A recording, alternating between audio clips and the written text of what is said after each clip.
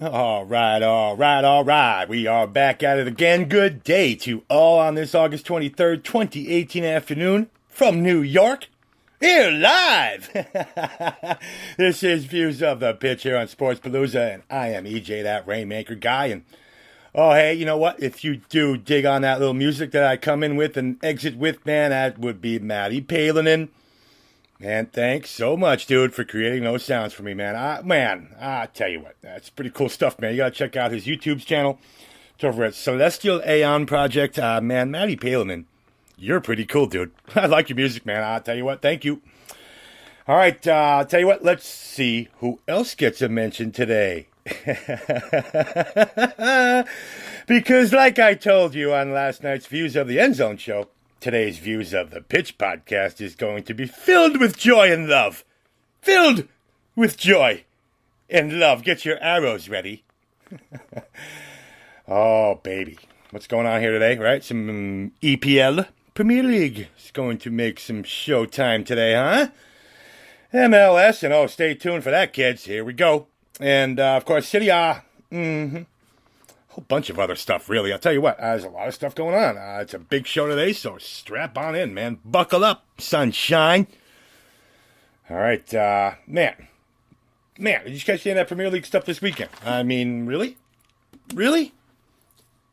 Tottenham's got 4 of the next 5 games on the road here, obviously with the whole stadium stuff going on, and, man, here comes Liverpool calling when that'll happen. They're only going to get a road game, the only home game that they'll have in that little stretch is against Liverpool of all clubs. So, Tottenham's got, 4 of the next 5 on the road and Liverpool in between, huh? Thanks. And of course, man, that Cardiff City, Cardiff City, Cardiff City, calling Cardiff City FC.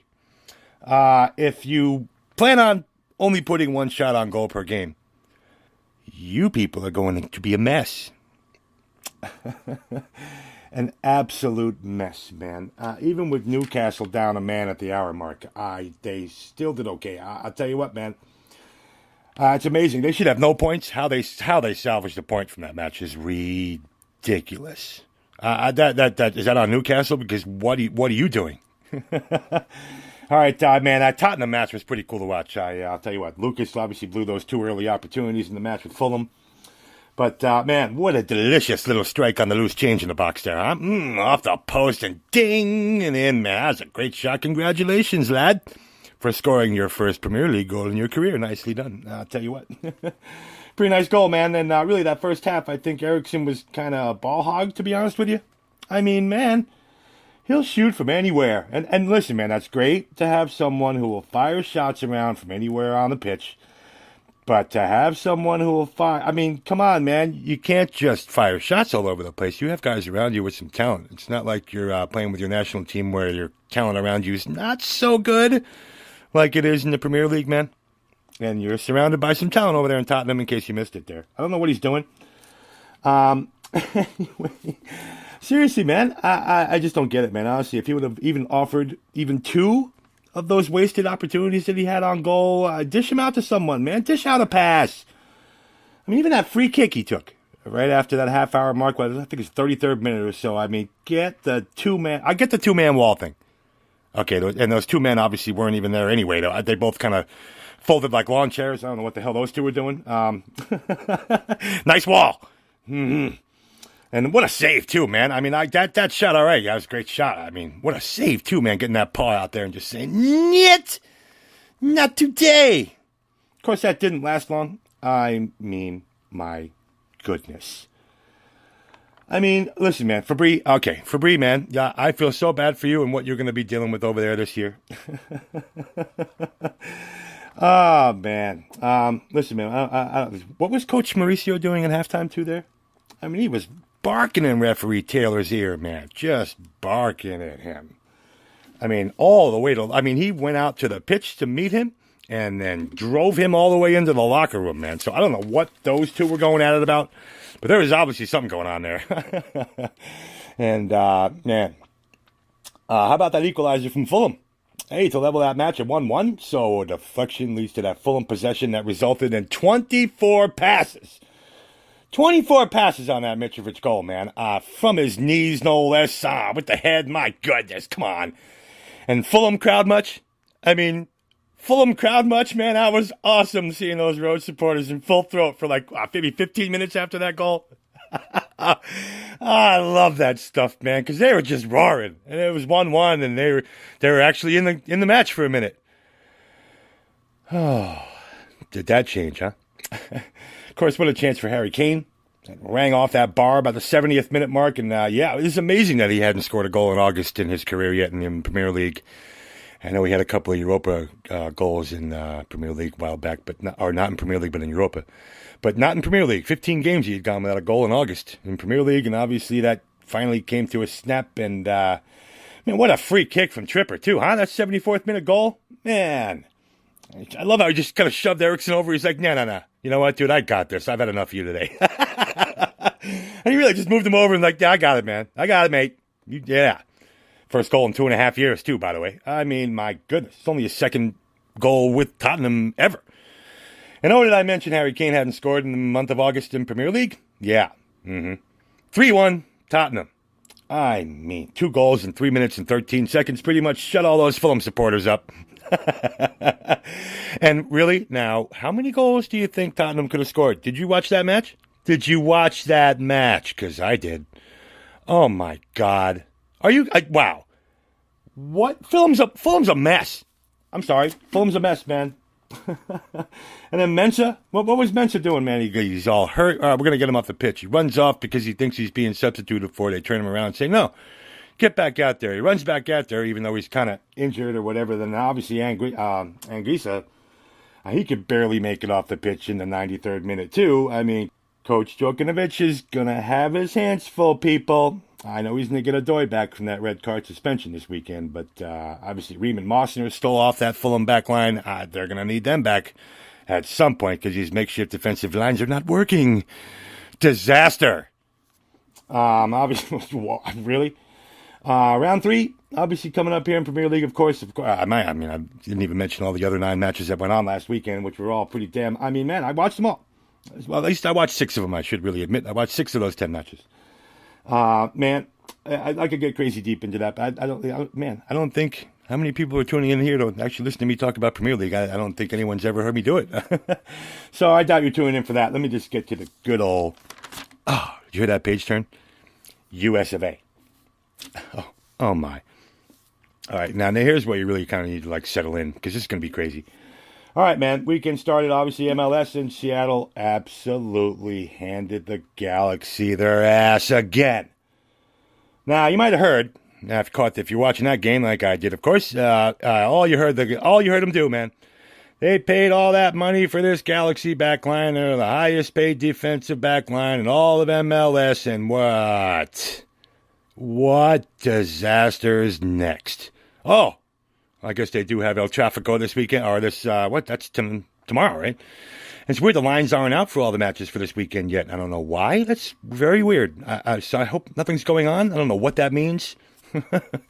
Just strange that there aren't lines out yet. So I'm only really going to be able to talk to the next couple of nights because there's just no lines out for the weekend yet. And I don't get it anywhere. Like any sportsbook, nowhere. Strange. Anyway, so 5-0 Sounders.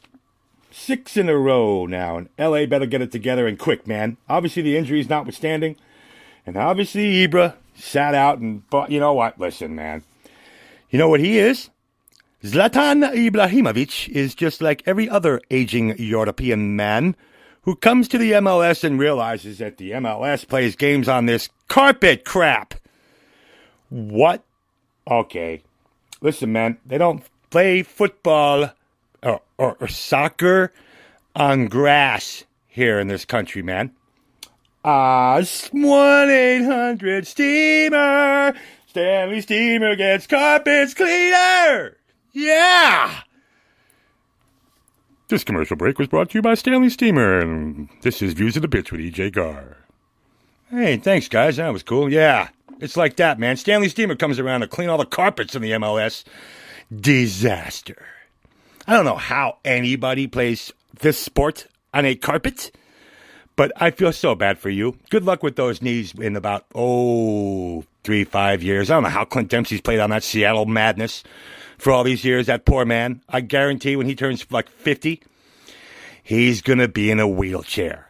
And I wish I was kidding, but his knees are going to be crap. Just like everyone else. Why do you think Europeans don't come here, number one? And why do you think when they do, they say no? Nope. Just like what? Hey, remember when Montreal got Drogba? No. You what? Listen, when we play on grass, I'll be there. When you go play on that carpet stuff, count me out. And now with obviously Ibrahimovic dealing with that injury, he's like, no. You can count me out of that game because I am not playing on any carpets. Not going to happen. And that obviously tends to a little bit of a controversy here because guess where they play and all that. Well, I mean, dude. Yeah, that's why Europeans don't come here and play football. It's a disaster, man. It really is. Anyway, how about, man. I'm going to get back to that Seattle game, man. 37 points. 5th place now in that Western Conference. No one else below them is really even playing well anyway. So, yes, there's just some necessity there, but, man, they're being healthy for that last month or so and heading to the playoffs in some kind of form, Seattle is. I'll tell you what. Looking pretty good, man. That's got to be the plan over there now. Playoffs. All right, of course, I mentioned on last week's show that Vancouver had to regroup after that 5-2 Champions League loss to prepare for the Red Bulls, and what a wild way to come up with a 2-2 draw. A man down, no less, and man, did the Red Bulls come within a whisker of winning that game 3-2 in extra time. Man, Roger came so close to that hat trick, man. I mean, which team was down a man again? Oh, Tyler Adams, baby. Hello. I'm saying hello to you, man, you little Ketchum product. I'm in Red Oaks Mill right now. I'll tell you what, Ketchum High School ain't but about 5 miles from where I'm sitting right now. Nice job, kid. Undoubtedly the man of the match. I know they ended up giving Roger, of course, the man of the match for the 2 goals, but Tyler Adams, you, sir, had yourself a game. Wow. Pretty impressive stuff, man. I'll give that player of the game to Tyler Adams, despite the 2 goals that he didn't score. My goodness, man. What an influence he had on that match. And that's what gives me player of the match awards, right? I mean, wow. So, of course, the Fire are still in just a downward spiral, man. Another road loss. 51 goals allowed now. And not helping matters. 15th loss. It's just ugly. And okay, Houston, we have a problem. Yeah, you old schoolers will recognize that little phase. I mean, 1-0. And you held the struggling Real Salt Lake squad to nothing all night. Bada bing, bada boom, 2-1 Real goals, and now you're done. Nothing. Not even a point. Ew. Plenty of extra time there, huh? Holy cow. Anyway, Mr. Rusnak with that brace, man. That includes that penalty kick goal in the 100th minute. Yowza. What a way to not only give up 3 huge home points for Houston and their fans, and but not even salvaging a single point at all, and losing in that fashion. 5 straight league losses now for them, and only 1 win from their last 7. But hey, you're going to be in the U.S. Open Cup Finals, baby! Yeah, go get it. Like anyone cares. All right, 10 points back of the 6th place now. Nah, you're kidding me. Yeah, and with 10 games left on their schedule, and hey, while we're here, let's discuss those 10 remaining games that Houston has on that schedule. 2 of their next 3 are against Dallas. A game against the Red Bulls, sandwiched in between that. Portland and Orlando City before the U.S. Open Cup Final. And then they have Philly on September 25th. And then how about Seattle twice? Both L.A. clubs. And San Jose left. Yeah, that spells trouble. Good luck, Houston. Good luck. So Orlando City and San Jose are barely breathing, but that could backfire on them too. Houston, really, we have a problem. All right, can we talk about Orlando City? Anyone? You okay with that? Okay, good. Here's your absolute perfect example of why Don Garber is a clueless man. Why the MLS is not ensuring that they work with any of the lower tiers, and United States soccer will never be successful. Did I mention complete disaster? So can I please take you all back to when NYCFC and Orlando City came into the MLS back in 2015? Oh, how someone made a boo-boo, people. Oh, this show should also be sponsored by Curad. Yep, just for the irony. So Orlando City opens up their mighty Citrus Bowl. Remember that? 60,000 people showed up and welcomed the whole big future of glory and pride in the new Florida juggernaut.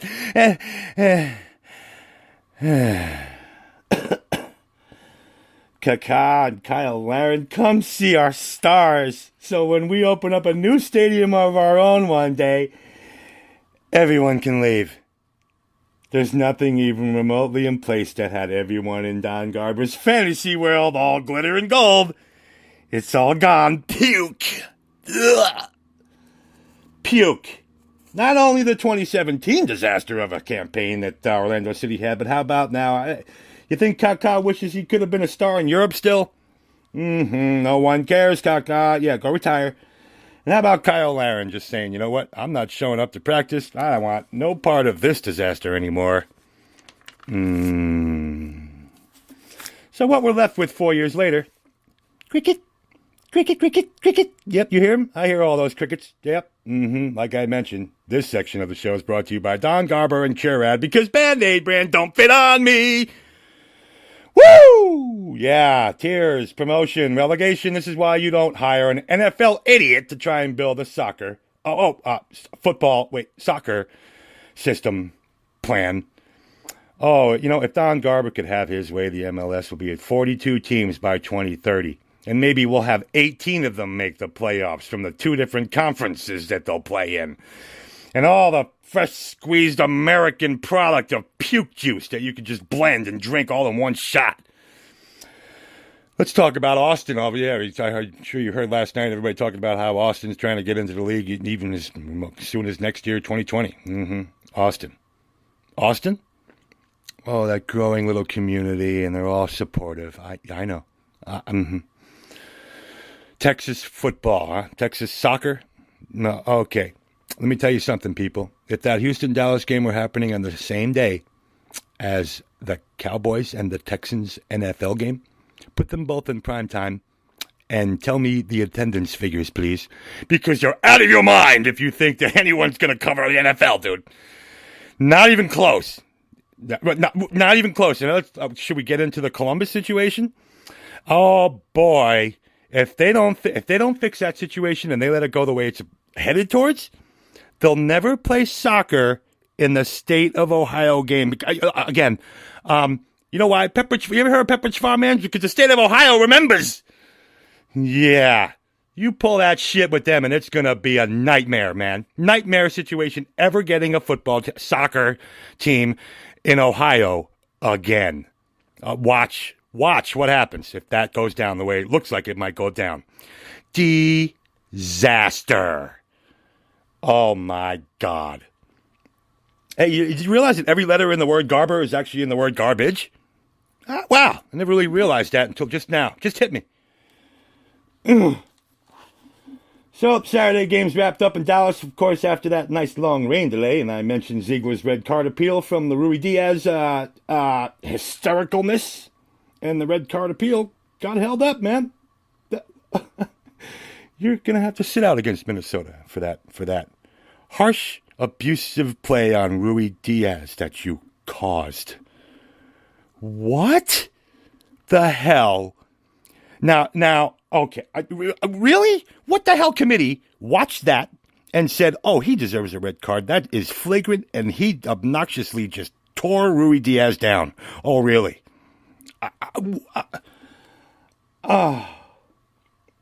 Anyway, hey, we had a Jimmy Maurer and Kyle Zobek tandem goalkeepers. Jimmy Maurer, of course, got the start. Jimmy and Kyle. Memories. Yeah, I hope you recall my 3 years with the New York Cosmos. Yeah, I know those two goons pretty well. Anyway, some makeshift lineups for Dallas didn't really hurt them at all. It took forever to Minnesota to even get a shot on frame, and ended up being the only one save that Jimmy Maurer had to make to hold Minnesota to another clean sheet. Hey, we do know that Jimmy Maurer is the all-time North American Soccer League modern-day leader with clean sheets, right? And that'll be held a while because the NASL... What? Okay, so, man, those field conditions suck too, man. The line setters left that total at 3.5. You really? 3.5 and on that field in those conditions with those players. Your 3.5 is coming from where? Oh, my God, man. I fell asleep during that second half, I think. Literally and figuratively. What the hell was that? All right, so I got up at 8:45 on Saturday morning and watched that Premier League, Serie A, MLS till about 12:30 a.m. And it's like 15, 16 hours of intake for me, man. I'm okay with that. I'm okay with that. On the Sunday we went and Atlanta hosted Columbus in that first games of the day over there, and I think, my God, they took command of the Eastern Conference, huh? Another big, huge 3-1 win for them. And Josef Martinez, man, congratulations on tying the MLS single-season scoring record. 27th goal in that one. Man, Josef Martinez taking over the league, huh? Nice stuff, man. The other two Sunday matches resulted in 2-0 equal wins for DC United over New England. A wet night over there for DC, of course. But, boy, they're hot, man. And they want to make that postseason over there. Obviously, they want to make that postseason. They're gunning for it. LAFC took down Colorado 2-0. And that really wrapped up that'll wrap up San Jose and Colorado, man. It's over. It's over. You people are done. I wish you were being relegated. That would be great. All right, so, man. And so are the days of our MLS lives. We are living in a real-time soap opera, people. Daytime Emmy Awards. They should be creating a new category called Best Flop on the Field in a Soccer Game. Oh, do we have entirely too many candidates to choose from around Major League Soccer, to the extent that I actually took it to Twitter this week, people. First, I hit everybody with the fact that the MLS now stands for mediocrity, losing status. And I called out the king of Goombas, Don Garber, the supposed commissioner of this projectile league, and then I took it a little step further and reached out to my friend over there, Mr. Ian Joy. Yep, that's that same commentator for NYCFC that you listened to on the Yes Network, and I said to Ian, man, I heard him call the Philly-New York City game. I, of course, had that game right on my TV, listened to him call the whole game, man, so I decided to ask him on Twitter. So, Jay, you had enough yet, man? Because you know that you mentioned the word embellishment or diving at least anywhere from 12 to 14 times. Anyone out there, if you'd like to go rewind the Philly-NYC match game that Ian Joy called, go listen to how many times the announcers use the words diving or embellishment, because it's somewhere in the 12 to 14 range. You know why I know? Because I took the time to listen. Mm-hmm. Yep. Man, it's really going to come down to when are we just going to stop covering it? Because, I'm not going to really continue just bashing this league, because it's like, well, all right, EJ, I think we get that you're kind of just disgruntled with the whole MLS situation. Well, you know what? It's really not just simply about that, because there's so much more that really needs to happen, and it's completely going in the opposite direction. Soccer's not growing in this country. The USA national team disaster is a whole other thing that's not going to help soccer grow in this country. The MLS disaster of thinking that he needs to bring in 4 or 8 more teams to the league and thin out an already crap product, when he was talking about how, all you American kids better realize that when you grow up, you're going to be playing in the MLS and All-Star game and all that. Yeah, all those 3 Americans that played in the All-Star game, dude. Shut up. Shut your face, Don Garber. Anyway, oh, boy, where are we now, huh? How about the New York Hudson River Derby yesterday? And the Red Bulls are only going to have 3 days to prepare for DC United this weekend at Red Bull Arena. Red Bull's going to have 3 matches in 10 days. 3 matches in 10 days. Saturday, and then next Saturday, going to be in Montreal September 1st. And New York City's going to have a similar situation. They're going to be off until September 1st, but they're going to have a little bit of a tight run of games coming their way, too. NYC's going to head to Columbus on September 1st, and then they're going to host 2 home games on September 5th and September 8th. So they're going to have 3 matches in 8 days to start September, man. Woo! And they're going to have off until the 22nd to recover from that, but still, it's a lot of football. Obviously, David Villa is just kind of getting back into the groove of things. That was weird they took him out in the 87th minute last night. Why? If you're going to let him play the game, let him play the game. Why, 87th minute you take him out, and you could see how intense he was when he came off that pitch, kind of injured-ish. He was like, he didn't want to come out. I didn't think he wanted to come out. And if you're going to play 87 minutes, I know they took him out, in the 55th minute in the game before. But still, if he's getting back and you're back, you're either back or you're not now. If you play 87 minutes, you can play 92.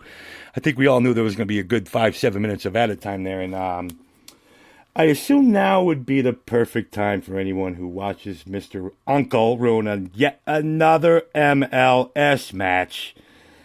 My tweet says it all. Yep. At EJ the Rainmaker. Yowza, man. Maybe I should invite a good old Ian Joy onto the program and you can hear his views of the pitch. Oh, I'll let you know. Because I'm going to reach out to you, enjoy him, and invite him over to the show. I've had him on my show a couple times already. So why not another one? I'd love to hear his views on what he thinks what's going on that pitch. Ugh. So, okay, MLS wants to call this rivalry week around the league. And I mean, okay, the Hudson River Derby, Toronto and Montreal, Portland and Seattle, okay. The LA Derby, obviously it's not Super Classico El Tráfico? El Tráfico? Really? Oh, God. How do you call it a rivalry? It's not a rivalry. They played twice. Come on. I wouldn't even call any of these other games a rivalry either. Orlando City's taking on Atlanta. That's no rivalry. And if Real Salt Lake and Colorado ever come to mean something, please let me know. Rivalry? Rivalry. Yeah. Let's turn the page. How about let's just get off MLS altogether, because there's no lines out there. I don't know how many goals there's going to be in that LA game on Friday night, but you better pound that over. My God. Defense. If you mention defense and the LA Galaxy in the same sentence, you stop even talking. My God. My God. Serie A. Opening fixtures took place this weekend. They're in the books. Of course, Juventus won that 3-2, as everyone knows, and it was well documented everywhere you go. Of course. And, my God, Ronaldo, obviously he had the 7 shots on goal, and really wasted effort for Chievo Verona. I mean, I feel so bad for them, man. They should have gotten that point. They didn't look intimidated one bit. And, of course, there's no Gigi Buffon on that last line of defense anymore, as we also know. Oh, so, yeah, Juventus and Napoli both opened their campaign on Saturday with wins, and I hope you enjoyed my Napoli offer for over Lazio from last weekend's show, plus 150. That's how you make money, kids. So, on to Sunday we went, and we had the 2 postponed matches involving both the clubs from Genoa, of course, that bridge collapse incident. And, man, the roads in Italy are just terrible. I mean, terrible. And, of course, when you're a broke country, that doesn't help matters much either, because you're in Italy, you're broke, and that sucks. Beautiful country, and they're all broke. So, Sunday started in Turin with Roma. Yeah, taking on Torino, and man, their other Stadio Olimpico. And quite an uneventful first half, really short of the, the Rincon ringing his chance off the crossbar there. It's a pretty nice shot, but a lot of sloppy football. No finishing skills whatsoever. Of course, Roma threw a bunch of chances around it. Really just, Sirigu didn't get tested at all, really. Really, of the official saves that he made, my God, really, 2 or 3 of them are really just like, ooh, maybe, no. All the other ones really wasted opportunities to me. And, and of course, Torino opened that second with a great chance at handcuff Olsen. Super chance out of the gate for Torino, but really just ended up being another chance that kind of faded away. And Falque, man, make no mistake, we all thought, putting Torino on the board. Just minutes into that second half. Offsides. Oh, baby. I don't think he was offsides. I really don't. But being the Roma fan that I am, I was okay with that. Anyway, if you were watching this match, obviously, on ESPN, like I was, there were 2-3 moments that were created. But after the cooler break in that 75th minute, boy, both of those clubs just start going at it, man. Those 3 points were there. And Olsen was tested. Really, Roma's keeper was busy in that second half. Especially from there, like I mentioned. And I'll tell you what, who I was impressed with, Kluivert. How about Mr. Kluivert for Roma coming off the bench? Composure. Used all that spacing so well. Obviously, the couple of runs that he made, he looked so ready for this season. Of course, he had the assist on the goal. Torino manager flipped out after he thought that weak contact in the box deserved more than just nothing. The ref was just like, oh, shut up, man. Why don't you shut up and go sit in the stands and take your face somewhere else, because I don't need it. So Torino's manager is gone. Don't expect to see him around. And, flopping. Yeah. Sorry, this isn't the MLS. And the Americans flopping. It's not the same situation here. Anyway, hello, Eden Zeko. Hello, Gotzi. Go! Oh, my goodness, man. And Kluivert, the delivery, baby. Oh, the final touch by Zeko, too. Oh, my God. 3 points to La Magica.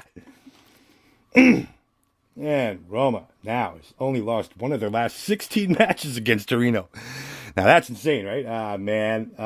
Dominance, ownership, and 3 points. Yeah. Let me tell you that anybody within hearing distance of my house heard me. I'm telling you what, when Zeko scored that goal, anybody within, I'd say, a quarter mile of my house certainly heard me just giving it out there, baby. I mean, I was hoping I was going to have my throat back in time to do this show because I hashed my throat out. I mean, I was just flipping out. What a great goal. And when you're a Magica fan and like I predicted Magica to win the whole thing this year, Scudetto. Yeah, I called Roma to win the Scudetto this year. I'm not thinking just because Ronaldo went over there that they're just going to wrap up another 8th straight title. We'll see.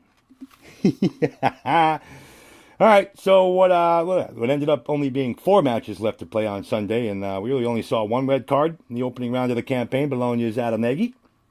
And didn't stop Bologna from almost salvaging that home draw versus Spal. Yeah, Spal took those 3 points for them, but oh my, Mr. Elander. Boing! 94th minute crossbar and 21,000 people. You heard all 21,000 people just go, oh no! You could literally just hear the oh in the crowd when he rang that thing off the bar, man. So close, and a man down, no less. Oh, God. Of course, Sassuolo took all 3 of those points from Internazionale at Mape, and I think that was the toughest match to actually sit through and watch. Luckily, after Torino this weekend at the San Siro, Inter has Bologna and Parma on deck, and man, they won't panic unless they leave any of those points off the board. I mean, hello. So, okay, for a 2-0 match like we saw at Castellani, at an Empoli-Cagliari match, I mean, Cagliari really, wow, pretty entertaining, really. Just nobody could finish all those chances. It's really all it really came down to. So many set pieces, just so unorganized. I mean, creating chances is great. That's great, but man, all you can really do is just learn how to take advantage of just 1 or 2 of those, obviously. So I hope Andreazzoli and Moran both keep their clubs working on finishing those set pieces all week and onward, because man, it's a long campaign, and those set pieces are huge. If we don't know that by now, man, you gotta convert on. Man, everybody wants to at least convert 1 set piece a game if you can. I mean, that's really the goal, because you work on them how many times, you work on them how many times. So yeah, just keep working on them. I think those guys are going to get it together over there. We'll see what happens. I really think there's going to be some scoring with those 2. And Cagliari has Sassuolo this weekend. Atalanta in round 3. 2 weeks to prepare for AC Milan in round 4. Man, remember, that break between rounds 3 and 4 is to make room for that new Nations League. And all those matches are going to be kicking off on September 6th and 7th, so keep an eye out for that, of course. That's why almost all of Europe and everyone's going to have a bye on that weekend because of the Nations League going on now. And, man, obviously I'll get to that stuff on a closer edition of Views of the Pitch here, and I'll definitely be putting some plays out for that, for sure. Anyway, I mentioned Parma starting 5 points back to start the Serie A campaign, and they let 2 more points slip away on them. I mean, I was not shocked a bit, really. I mean, you're up 2-0. Hope is not lost, or it's 2-2 and all hope is lost. I mean, Udinese squares, I'm off, man. I mean, just a draw there. A great point for Udinese. Obviously, man, I told you, they and Frosinone are in big trouble. Parma and Frosinone are in big trouble. So, man, what happened on Monday? Well, you have any canary in you? Yeah, get back in your cage, man, because, my God, 4 goals allowed to Atlanta. 4 goals allowed to Atalanta. And 1 shot on goal. So, last I checked, when you give up 4 goals and you only take 1 shot on the other team's frame, yeah, you're ±4 already. And yes, it's early, but I told you it's going to be a one-and-done campaign for Frosinone. Their fate's already looking like it had, man, not good. I know, it's early, EJ. Yeah, I know. Hide the canaries, kids, and go buy yourself a parrot. All right, so now they did reschedule that Sampdoria-Fiorentina match for that was postponed for September 19th. And the AC Milan-Genoa match will be made up on Halloween, October 31st. So you have that information upon you. And that brings us to round 2. And 10 clubs get to open their home ledger this weekend. And hello, Serie B as well. Oh, boy. Hello. I mean, anyway, here we go. We have another schedule change. Of course, Atalanta is going to be moved again to Monday. And they're going to be taking on Roma at Stadio Olimpico. And they're going to move that match to Monday because of the Europa League stuff. And I'll get to that match because, well, it involves La Magica. So Saturday, 2 fixtures and 2 big ones. Yep. Juventus hosting Lazio, and Napoli hosting AC Milan. And that's how round 2 gets underway. Okay, then. And you knew Juve would be rather favored in their home opener, which is the 2018-19 Serie A campaign. I mean, no matter who was in town, they're going to be pretty strongly favored to open the campaign, obviously. But look who it is. The club I told you who would struggle this year. And now they're already down. Lazio at least has Frosinone in Rome the following weekend. They're going to need that. Obviously, Lazio wants to steal some of the Chievo playbook. I mean, they got to steal some of that playbook stuff because keeping Ronaldo off the score sheet is priority 1. But obviously, you can't over-rely on that because there's plenty of talent surrounding number 7. Obviously, they got that 3-2 win versus Chievo, but Chievo obviously had a plan. They almost pulled it off. I almost pulled it off, man. I know. I put Lazio in a hole, and they're obviously in one early, but if Chievo can manage to play that well, we all know that Chievo feels that they deserve the point from that game, and Lazio is listed at minus 115 at 5 dimes on the plus 1.5 handicap. Now, listen, I know, right? You talk about how I get Lazio is going to be a little bit of a disaster this year, but it's early, number 1. Number 2, Juventus didn't look all that convincing to open the campaign against Chievo Verona, and I get that they're going home right now, and I mentioned that Lazio is going to struggle this year. Well, you know what, man? I'm not just going to go all out and say that this is going to be a 4-0 game here. Lazio is going to compete. I just don't think they're going to get all the results that they were getting in the last couple of years. That's all. And I get that fading Juventus and Turin on opening day is a little tricky there, but no Gigi Buffon. It's also as big as a factor as number 7 over there. I'll tell you what right now, as big as he is, the factor is to the defense as Ronaldo is to the offense. And Gigi's gone. I think that's big. 3-2 sounds about right to me. You want to let $15 on that Lazio plus 1.5 and think about that total. My God, goals. Yeah, there's no more Gigi to stop all those 1-0 games from happening anymore. And then you bring Ronaldo over, and you think we're going to have unders over there going on now? Right. Chesney?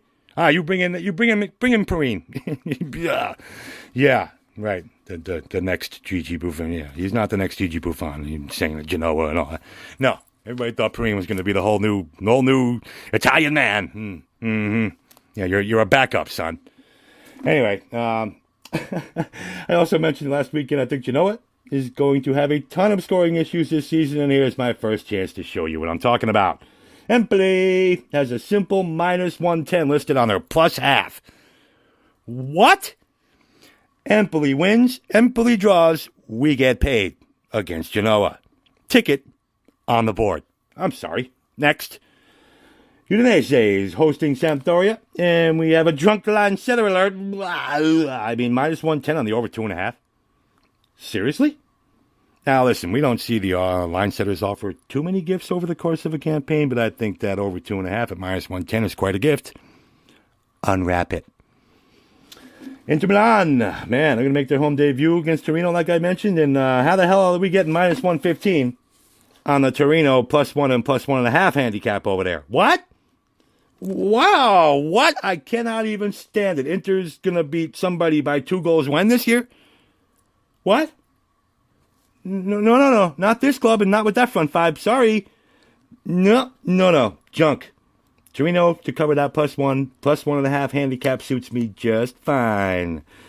And for the 5th and final play that I'm going to offer here, yep, you guessed it. To Monday we go. Stadio Olimpico, La Magica, hoping Atalanta. I see a simple minus 105 on that over 2.5. Yeah, scoring goals might be a thing in Rome on Monday. And Roma and Torino went nuts last weekend, putting shots all around. It's amazing only 1 goal came from that match the way it did. Because it wasn't for a lack of chances, as we saw on ESPN, like I mentioned. And, we saw what Atalanta did to Frosinone. Not that they're going to have that much success against Roma, obviously, but yeah. All right, let's wrap this puppy up here. Of course, European football fans are out there going to be welcoming the 56th Bundesliga campaign in Germany on Friday, and I mentioned the second tier in Italy kicks off their campaign this weekend as well. So much has changed from last year in Serie B, and of course Germany a little bit too there. Hey, really. Man. New German campaign. That's going to be fun. A lot of people are going to have, of course, it's week 3 in Premier League this weekend. Week 2 in La Liga this weekend. Champions League and Europa League. Craziness going on. France League on week 3. And hello, Timothy Way. Yeah, I see you, man, over at PSG. Everybody wants you in their uniform now, don't they? You're only 18. Everybody already wants you. Oh, that's why U.S. talent leaves and goes nowhere near MLS. And take a look at who his dad is, by the way, in case you don't know who his father is. Oh, boy. He's pretty good. So, of course, we came off from Mbappe, and yeah, we saw what Mbappe did. 2 Americans over there tearing shit up. I like it. I like it, boys. Go do it. And make sure you don't come back to MLS or go anywhere near it, you smart men, you. Yeah. All right. That's what I do here. Let's feel free to reach out to me anywhere you're listening to this show. I'll assume you'll see a comment box under wherever you might be tuned in. And, man, okay, if you're ready for this weekend, like I think you are, thanks for joining me on Views of the Pitch. I hope you caught my opening episode of Views of the End Zone, like I mentioned. College football is back. Yeah, in the Sports Palooza Network, I'll be all over it. Of course, check my Rainmakers social platforms for all that good stuff. And I'm out of here, baby. We'll see everybody next week, all right? Next Wednesday, Views of the End Zone. Getting ready for that next college football season or weekend. And then back for Views of the Pitch on Thursday to discuss all the madness of what's going to happen next weekend, all right? Everybody out of here. Ciao, baby. In boca el lupo.